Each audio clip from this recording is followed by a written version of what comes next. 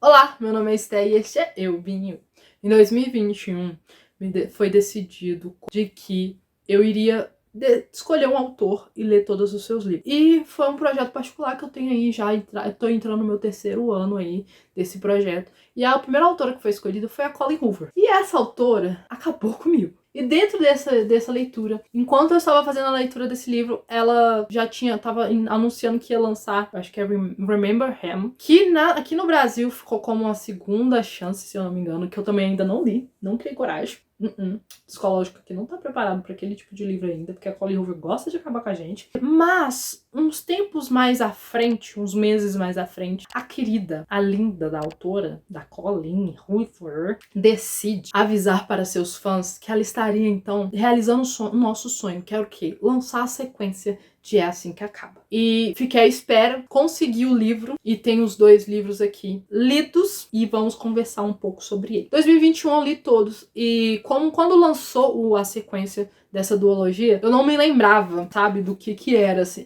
Eu sabia a história, mas eu não me lembrava de muitos detalhes, assim, aqueles mínimos detalhes. Falei assim, não, vou dar a chance. Vou reler, porque eu acho que eu tenho certeza. Eu falei assim, não, vou ver. O que a autora, se ela vai dar uma sequência boa, uma sequência, assim, interessante, pelo menos, pra esse livro, que eu acho que é um livro, assim, pesadaço, complicado, onde que metade da galera gosta e outra metade não gosta. Mas vamos falar um pouquinho. Eu sei que você já deve ter ouvido falar desse livro muitas vezes. Você já viu diversas histórias e diversas piadas sobre escada. É sobre esse livro. Leia que você vai entender. A gente ri pra não chorar. Eu vou contar um pouquinho sobre essa história e um pouco sobre aí. Nós vamos conversar um pouco aí sobre essa duologia. Como é que eu achei da sequência. Se eu achei digna ou não. Vamos ver. Então vamos contar um pouco a história. Bem, é assim que acaba. A gente vai começar a história o quê? Ela em cima de um prédio. Ela tava tipo que no terraço do prédio. Onde que ela achou o prédio na internet. Ela estava sentada no parapeito desse terraço, olhando para a cidade, que ela tinha acabado de presenciar ali, de estar no enterro do seu pai, no funeral do seu pai, que não foi um bom pai, ela foi por livre e espontânea pressão de sua mãe de que ela tinha que estar lá. E lá ela realmente, assim,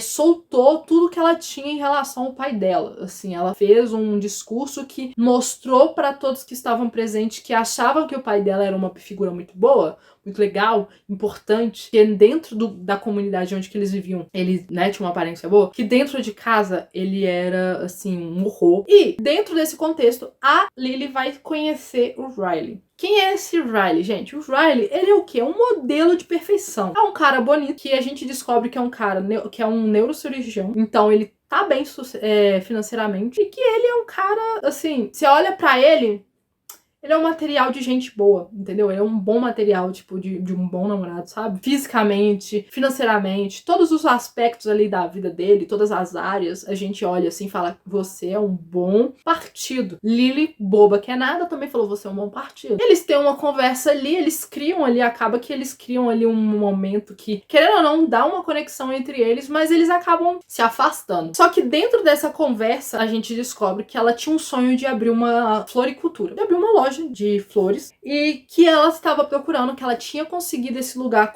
após a morte do pai dela, com o dinheiro que ela conseguiu da morte do pai dela, e que ela estaria realizando esse sonho e que ela queria ver se ela ia conseguir. Passado um período, Lily Bloom consegue o estabelecimento, consegue abrir a sua loja, e dentro disso ela conhece uma pessoa chamada Alissa, melhor pessoa ever. Falando assim, ela conseguiu o estabelecimento, estava começando a sua carreira ali dentro do negócio, reformando, antes de fazer a inauguração, estava contratando um ajudante. Ela conheceu essa Alissa, e com o tempo nós vamos descobrir que a Alissa nada mais é do que uma mulher com dinheiro, que não precisa estar trabalhando, está trabalhando porque não tem nada para fazer, e não é nada menos, nada mais do que a irmã de Riley. Sim, aquele Riley do início do livro. E a gente vai, então, ali conhecer a história desse casal. Só que junto disso, paralelo a isso, a gente vai conhecer uma história de uma paixão que Lily Bloom teve na sua adolescência. Essa paixão dela é uma paixão que, sim, foi que marcou, porque é o famoso mendigo, todo mundo comenta. A gente vai conhecendo ela e ela tem uns diários. Dentro desses diários, ela conta a história dela e ela vai começar a reler esses diários, onde que a gente vai ter ter passagens aqui desses diários dela, que vai ser a história dela dentro dessa adolescência onde que ela conheceu o Atlas. E o Atlas, a gente vai descobrir que é a paixão, a primeira paixão dela, o que que esse cara deixou pra ela. E a gente vai conhecer essa história da Lily construindo a vida dela profissionalmente, vivendo essa grande paixão também com o Riley. Paralelamente, a gente vai ter a história da Lily, a gente vai conhecer como que foi a infância da Lily, a história da mãe dela, dos pais dela e do Atlas, que é uma pessoa muito importante dentro da história dela como indivíduo mesmo. E essa é a história geral, tá, galera? Da duologia. Eu não vou fazer uma sinopse desse aqui, porque se eu fizer a sinopse aqui, eu contei tudo que aconteceu aqui. Mas assim, a partir desse momento, antes da gente aprofundar um pouco sobre a história dentro do livro,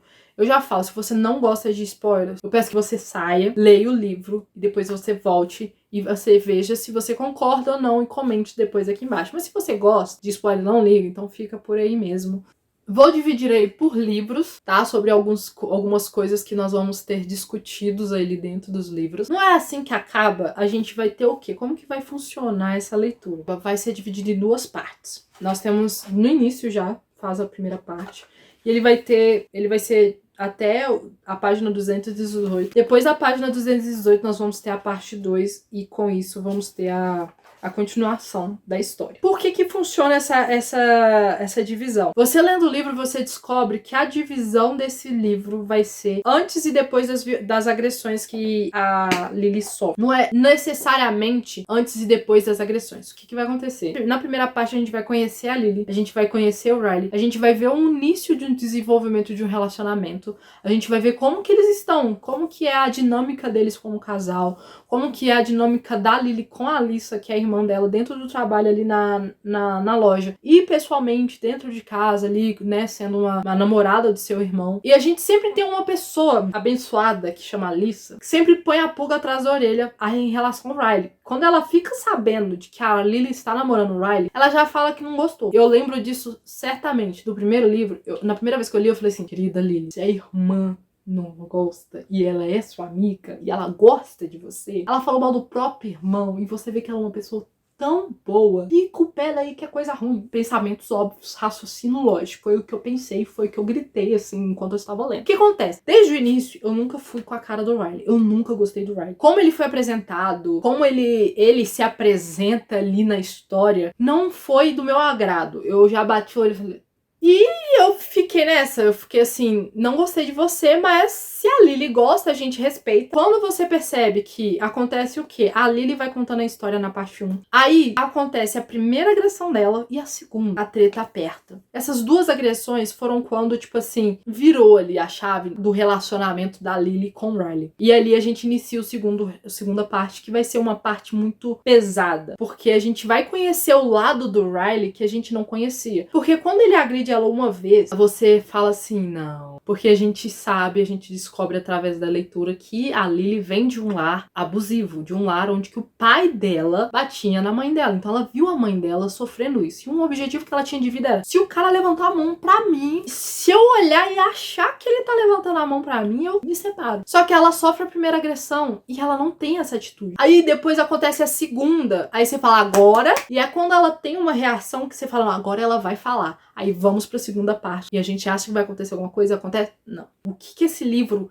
ele vai trazer? E assim, eu vou falar bem assim, baseado no que tem no livro mesmo. Por quê? No É Assim Que Acaba, a gente vai ver a perspectiva de pessoas que vivem em um lar que tem violência doméstica. Quem são esses personagens? Nós vamos ter a mãe da Lily, que ela casou com o pai dela e viveu essa situação dentro de casa, mas ela não mudou essa realidade, não. Segundo, a Lily, que é uma pessoa que ela veio desse lar e a gente fica naquela, a gente espera dela uma atitude diferente, mas no decorrer da história ela não toma uma atitude diferente até, né, o fim do livro, graças a Deus, amém. É quando a gente tem a explicação do título, é a última frase do livro. É assim que acaba. Nós vamos colocar um ponto final nisso. Aqui é quando eu respirei, que eu falei, caraca, ela tá se libertando. Ela tá iniciando a libertação dela em relação a esse tipo de, a esse relacionamento que ela tava. Que querendo ou não, dependendo do momento, ela podia morrer. E a outra figura que a gente vai ter é o próprio Atlas. Quem é o Atlas, gente? O Atlas é um menino que a Lily, ela vê que mora numa casa abandonada do lado da casa dela e ela vê que esse menino é da escola dela, que ele não muda de roupa. Ele vê a situação que ele tá vivendo uma situação de morador de rua e ela vê que essa situação ela vai acabar ajudando ele com roupas, porque o momento que ela descobre que ele vive esse momento é de inverno ali nos Estados Unidos, então ele ia acabar morrendo de tanto frio e ela ajuda ele e eles acabam se tornando amigos e ele conta pra ela que ele também ele veio desse mesmo ambiente de lar com violência doméstica, só que ali não era uma violência doméstica dos pais direcionada pra mãe, mas era uma violência doméstica invertida, diferente, era dos pais pro filho, era uma violência que o filho sofria, que o Atlas sofria, e ele acaba né, fugindo pra tentar sobreviver. E a gente vai ter esses 3 olhares. Por que eu acho que, assim, nesse sentido é algo que me chamou muita atenção? Porque, assim, a gente ouve falar de pessoas que viveram esse tipo de realidade, de pessoas que até vivem esse tipo de realidade, e a gente só ouve falar, sabe? E a autora em si, ela vai contar no final pra gente, se vocês têm a oportunidade de ler esse livro, leiam a carta que ela fala. Ela faz uma nota da autora.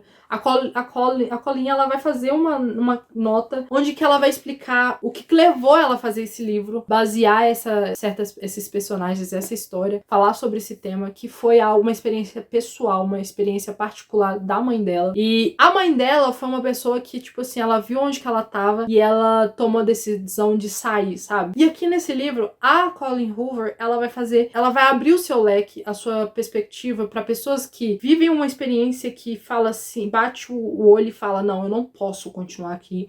E elas tomam decisões embasadas nessa experiência, porque fala, não, eu não posso, que senão vai rolar isso, então eu tenho que sair. Então ela toma a decisão e ela realmente sai dessa realidade. E nós temos também a figura da pessoa que realmente sai do tipo assim, foge, senão ela não iria conseguir sair. E nós temos da mãe da Lily, que é uma pessoa que ela se submeteu a essa realidade até o fim da vida do agressor, que foi o marido dela, que foi o pai da Lily. E uma coisa que eu vou até ler, porque assim, pra mim foi maravilhoso, que é no fim do livro, a gente vai ter a mãe da Lily, a gente vai ter um diálogo da mãe da Lily. Durante a história, a gente vê muito a mãe da Lily na perspectiva da Lily. E a gente vê ela como uma mãe fraca, uma mãe que não via o que a filha estava passando, não via o que ela mesma estava passando dentro de casa, não tomava uma atitude. E você fica com aquela revolta junto com a Lily de tipo, como que minha mãe consegue apanhar todo santo dia e não sair dessa realidade? A Lily decide então contar pra mãe dela e a gente fica em choque.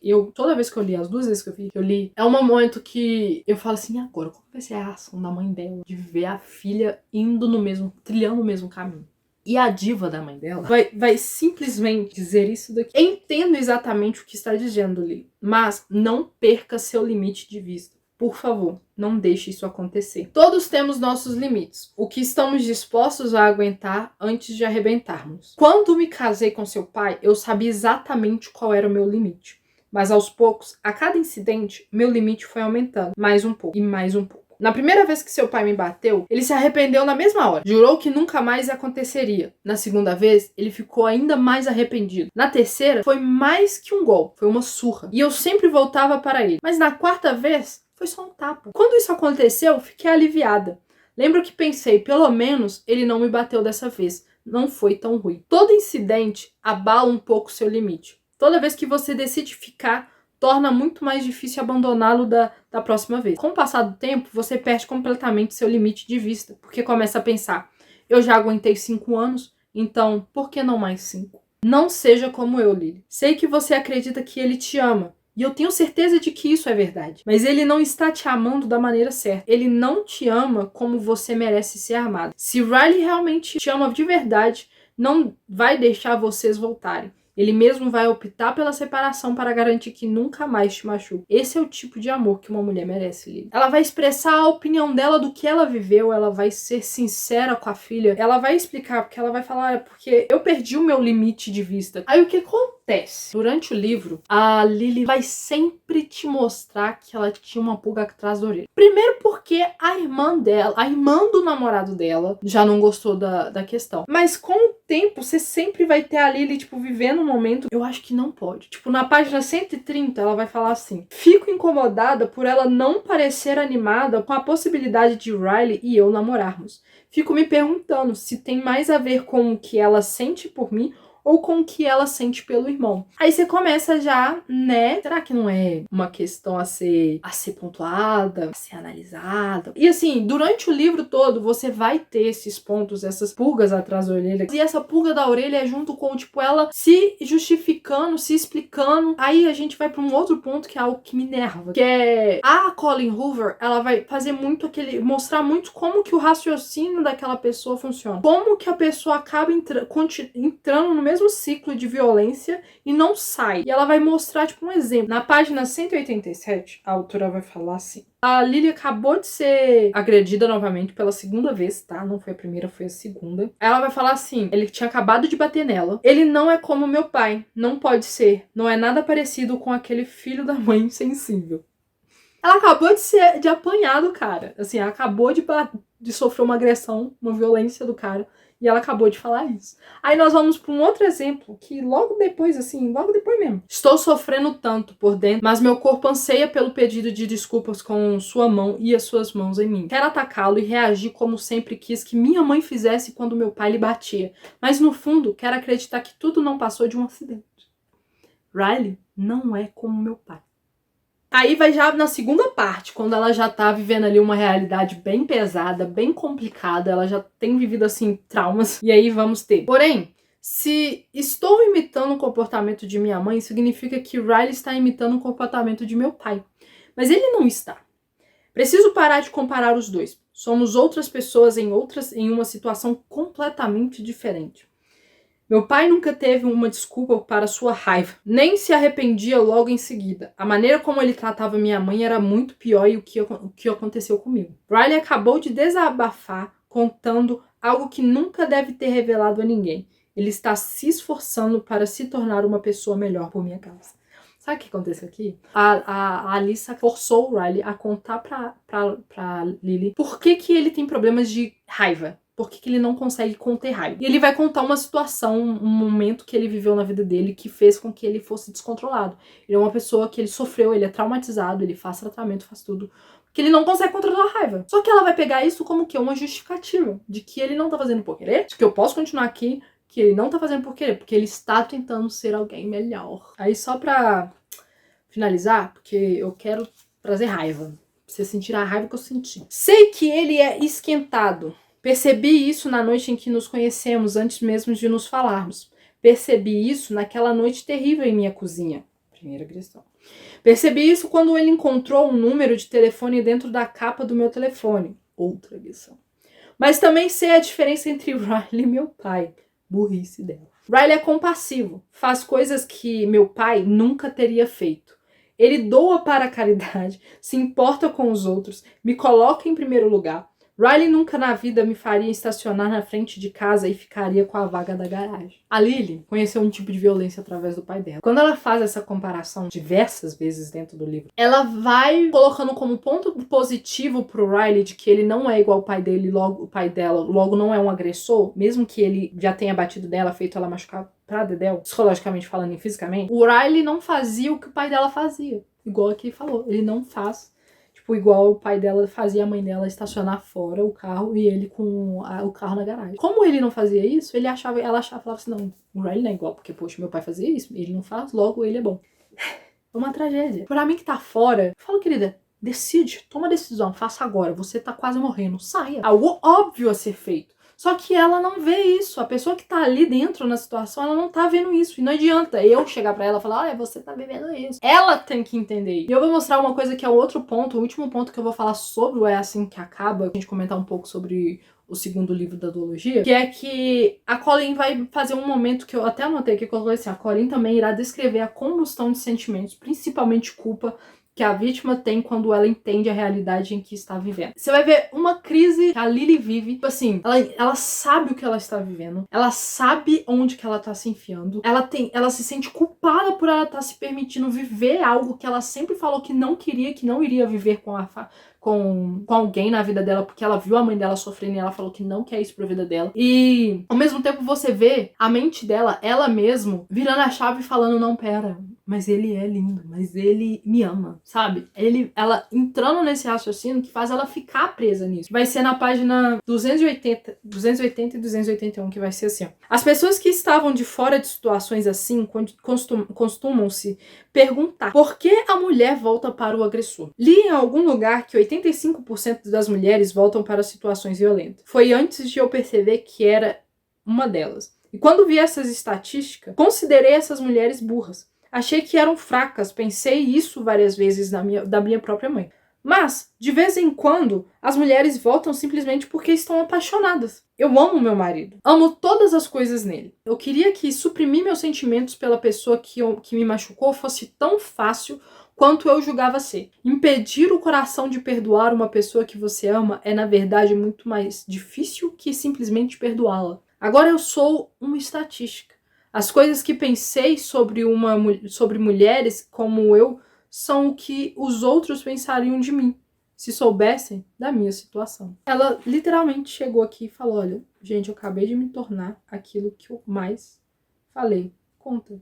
Vamos pular já para a duologia, porque também tem muitas coisas a serem comentadas sobre esse livro aqui. Aí, como só para vocês entenderem o momento que nós iremos continuar, dar a continuidade desse livro. No fim, no epílogo do É Assim Que Acaba, a gente vai ver então a Lily, ela acaba engravidando do Riley, e ela consegue, depois do nascimento da filha dela, ela decide, ela vê aquilo ali, ela fala assim, não, eu não posso continuar. Ela decide então a pedir o divórcio, ela casou com o Riley, teve a filha com o Riley, pediu o divórcio com o Riley, então o Riley fica um período com ela, se eu não me engano, no final de semana com ela, fez alguns acordos e ela tava indo tava indo até o Riley para entregar a Emerson pro Riley para ficar o período que ela iria ficar. Nesse encontro, a Lily encontra o Atlas, mas vocês têm que, por favor, lembrar que o Atlas não aparece só ali. Ela reencontra o Atlas ali no momento presente, quando ela tá com o Riley. O Atlas entra dentro da história, a gente conhece ele ali.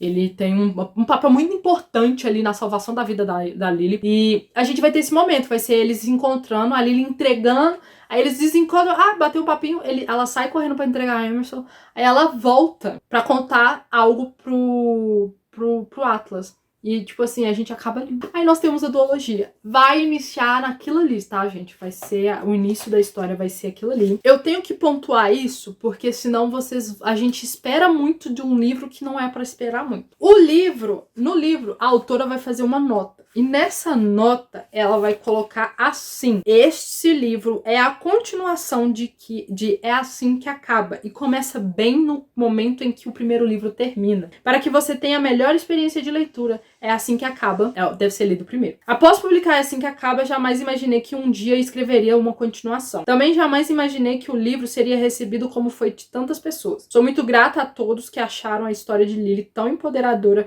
quanto eu acho da minha própria mãe. Quando É Assim Que Acaba virou febre no TikTok, recebi uma enxurrada de pedidos por mais Lily e Atlas. Foca aqui, ó. Mais Lily e Atlas. E como eu poderia dizer não a uma comunidade que mudou a minha vida? Este romance foi escrito como um agradecimento pelo enorme apoio e por isso quis proporcionar uma experiência bem mais leve. Lily e Atlas merecem. Espero que você curta a jornada deles. Então, gente, o objetivo desse livro, ela ainda vai fazer discussões muito sérias aqui dentro, vai ainda continuar a discussão ali, né, de violência doméstica, que, né, não é algo fácil, nós vamos discutir aqui rapidamente, mas o foco, o objetivo desse livro não é dar uma obra de arte, uau, revolucionário, como foi o próprio primeiro livro, que é Assim Que Acaba. É somente para nos entregar o casal, Lily e Atlas. Mas vamos lá, alguns pontos. Como eu já disse, o foco vai ser a Lily e o Atlas. Então, qual que vai ser a situação que a Lily vai estar? A Lily vai ter acabado de sair de um relacionamento violento, de violência doméstica, que está com uma filha de menor, que ela ainda tem que entregar a ela, sem confiar nesse cara que bateu nela, essa filha em defesa a ele. E assim, ela tem um acordo. A filha dela, a Emerson, não pode dormir na casa dele, só a partir do momento que ela começar a saber falar. Aí você fala, mas por quê?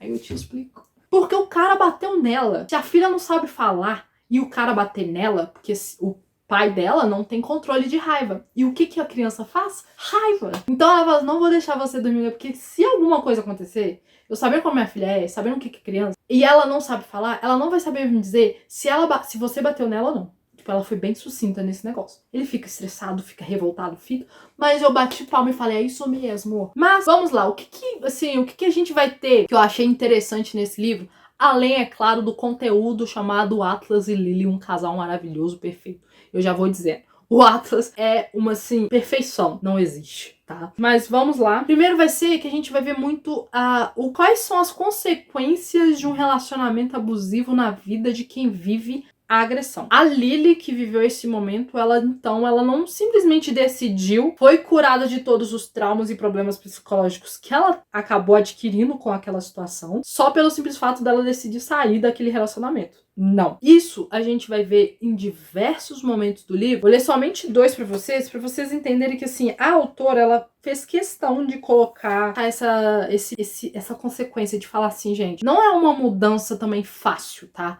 É tipo assim, você saiu de viver sem 24 horas aquilo ali. Mas você ainda vive, seja na sua cabeça, seja até com a pessoa, com a Lily, por exemplo, que ela não cortou a ligação 100%, ela ainda é amiga da Alyssa. Eles têm filhos, o Riley quer cuidar da filha também, quer ver a filha crescendo. A gente tem esse resquício, ela vai mostrar esses pontos, por exemplo, na página 23 ela vai fazer assim. Não que Riley mereça essa preocupação que eu estou sentindo com a situação, mas ele pode transformar a minha vida amorosa em um verdadeiro inferno. Porque Riley ainda ocupa uma parede inteira nas minhas muitas camadas dos meus pensamentos.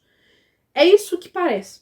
É como se todas essas coisas maravilhosas acontecessem, mas à medida que eu vou assimilando, elas acabam alcançando uma parte de mim que ainda toma decisões com base em Riley e suas próprias reações. Aí nós vamos para a página 24. Riley é o pai da minha filha. Independentemente do homem que de agora em diante entra na minha vida ou sair dela, Riley é a única constante que sempre terei de apaziguar se quiser que Emerson, a filha dela, tenha a experiência mais tranquila possível. E se Atlas Corrigan voltar para a minha vida, Riley jamais será apaziguado. O que acontece? Eles tiveram encontro, eles tiveram uma conversa, eles estão começando a, tipo assim, decidir, falar assim, não, cara, eu quero tentar de volta, eles ainda se amam, os dois ainda se amam. E ela tá querendo voltar, ela quer voltar a esse relacionamento, tentar esse relacionamento com o Atlas. Só que, né, a constante ali, chamada Riley, não deixa.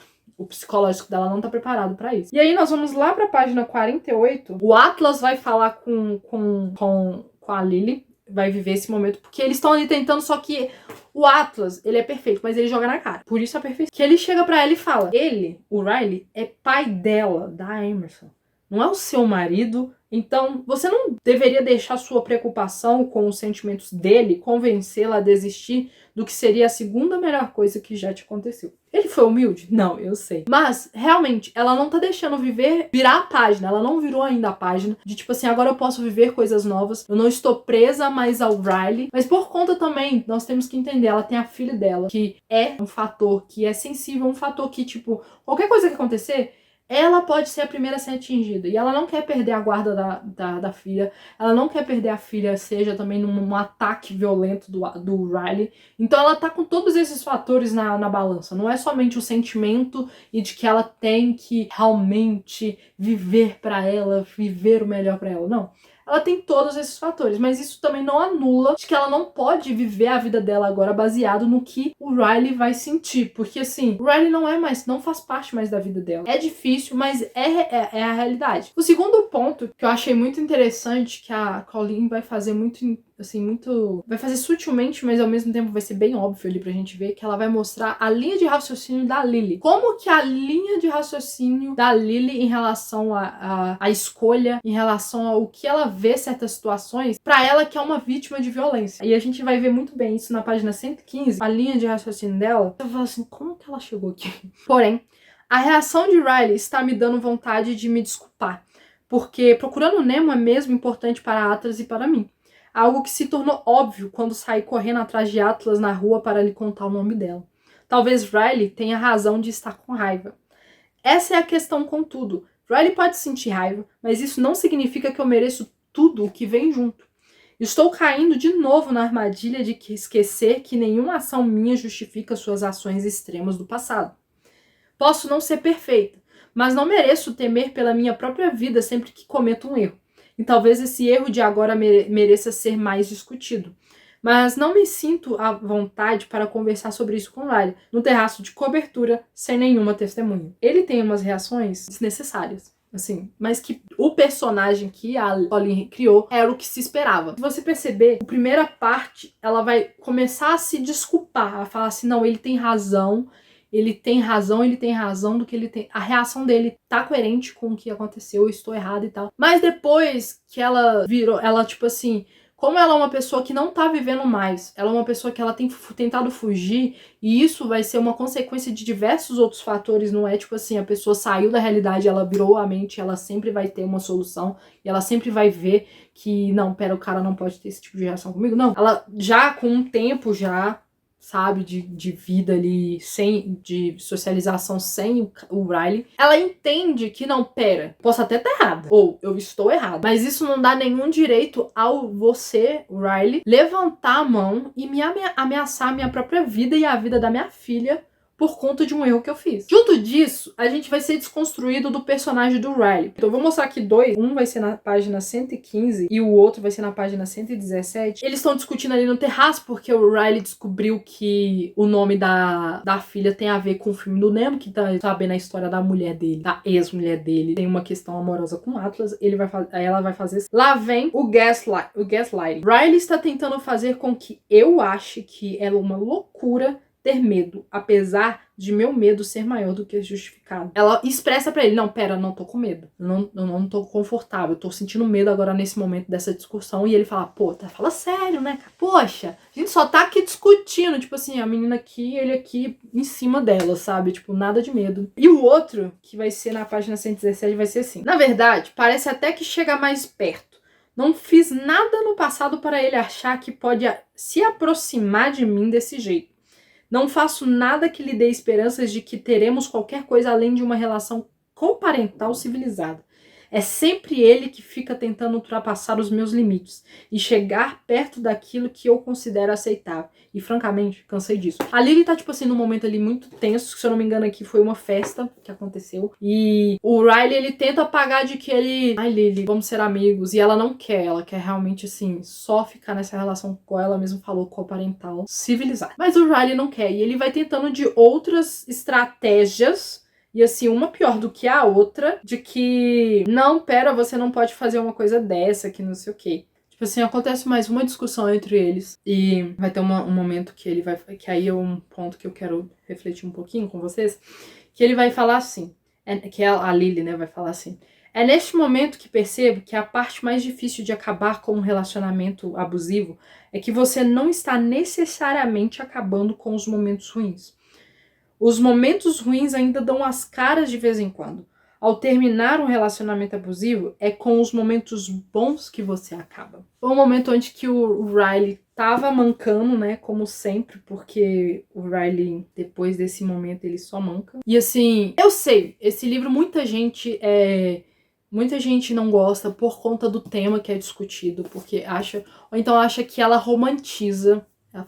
Eles falam que ela romantiza. Eu entendo, porque a escrita dela em si, ela dá uma puxada muito pro romântico, sabe? Então, quando ela chega na parte onde que ela tá detalhando ali que ele está sendo realmente agressivo com ela, violento com ela, e você lê como que é a reação da Lily, você fala assim, nossa, ela está sendo, né, parece que é uma romantização. Mas eu, pessoalmente, a Esté, eu vi muito como, assim, ela tá mostrando o que é uma vítima. Principalmente a vítima que ela vive, ama a pessoa, gosta da pessoa e não sai daquela realidade, porque ama a pessoa. Ela olha para aquilo ali de um jeito romântico, querendo ou não. Ela sabe do perigo, sabe da realidade, mas ela acaba olhando de um jeito romântico pra situação. Então, assim, quer dizer que tá certo? Quer dizer que não. Eu respeito, eu entendo que isso aqui não é, assim, pra qualquer um. Eu acho que foi uma experiência muito boa, assim, pessoalmente. Eu gosto muito desse livro.